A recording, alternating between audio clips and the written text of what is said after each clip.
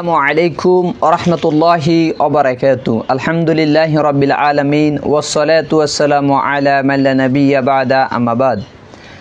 সমস্ত প্রশংসা আল্লাহ সুবহানাহু ওয়া তাআলার জন্য, দুরূদ এবং সালাম বর্ষিত হোক প্রিয় রাসূল মুহাম্মদ সাল্লাল্লাহু আলাইহি ওয়াসাল্লামের উপর।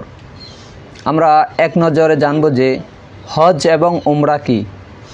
হজ হচ্ছে যে মহান আল্লাহ সুবহানাহু ওয়া তাআলার ইবাদতের উদ্দেশ্যে প্রিয় রাসূল মুহাম্মদ সাল্লাল্লাহু আলাইহি সাল্লামের প্রদত্ত নিয়ম অনুসরণ করে নির্দিষ্ট স্থানে নির্দিষ্ট কিছু কার্যক্রম সম্পাদন করাকে হজ বলে।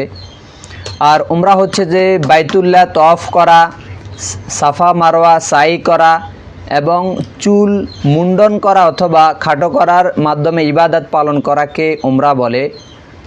হজ্জের জন্য মাস নির্দিষ্ট, আর উমরা যে কোনো সময় করা যায়। হজ্জের কিছু কাজই হচ্ছে যে উমরা, তাই হজ সব সময় করা যায় না।